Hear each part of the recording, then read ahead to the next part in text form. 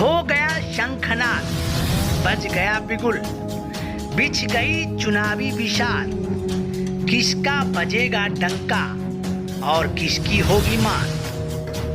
सत्ता के सबसे बड़े रण क्षेत्र का हाल, माजरा जो कि चुनावी दंगल की सबसे बड़े कवरेज, लोकसभा संग्राम। बिहार में लोकसभा चुनाव को लेकर एनडीए में जो उहापोह की स्थिति थी, संशय की स्थिति थी, आज पूरी कर ली गई है। दिल्ली स्थित केंद्रीय नेतृत्व के दिशा निर्देश पर जेपी नड्डा, अमित शाह, प्रधानमंत्री नरेंद्र मोदी और मुख्यमंत्री नीतीश कुमार बिहार के 40 सीटों पर जो उहापोह की स्थिति थी, अब उसमें बात बन गई है। बिहार की 40 सीटों की बात की जाए तो बिहार में बीजेपी कुल 17 सीटों पर चुनाव लड़ेगी, जबकि जेडीयू को 16 सीट पर बात बन गई है।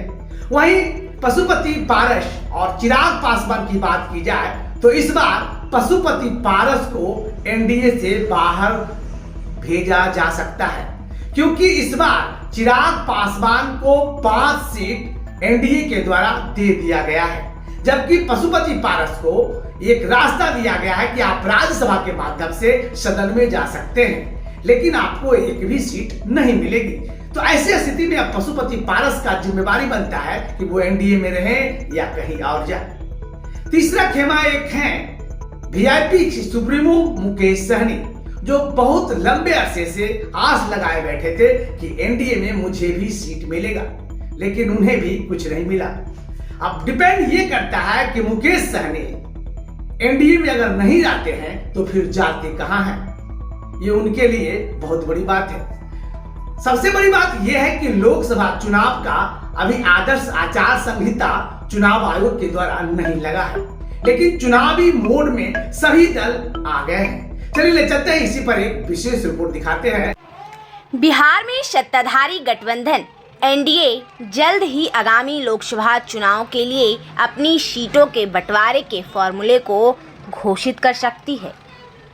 सूत्रों के मुताबिक माने तो बीजेपी की ओर से एनडीए में सीट शेयरिंग फाइनल हो चुकी है। बिहार में एनडीए की सीटों के बंटवारे को लेकर खिचड़ी पक रही है। चिराग पासवान और पशुपति पारस की खींचतान भी जारी है।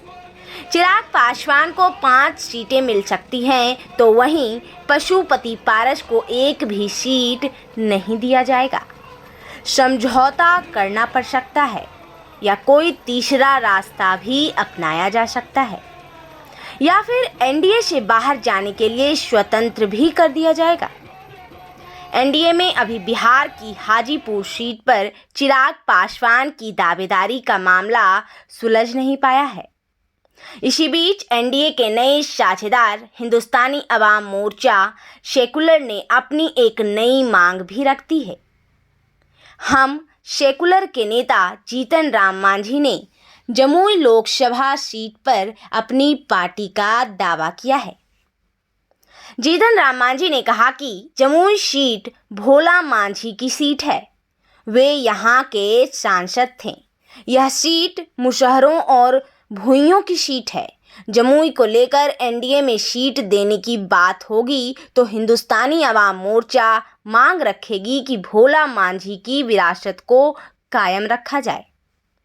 बीजेपी को 17, जेडीयू को 16 और चिराग पासवान को 5 और हम को 1 सीट, खुशवाहा को 1 सीट का फॉर्मूला तय हो गया है। बस कुछ घंटों में ही सीट शेयरिंग पर फाइनल अनाउंसमेंट भी कर दी जाएगी। ऑन न्यूज को करें लाइक।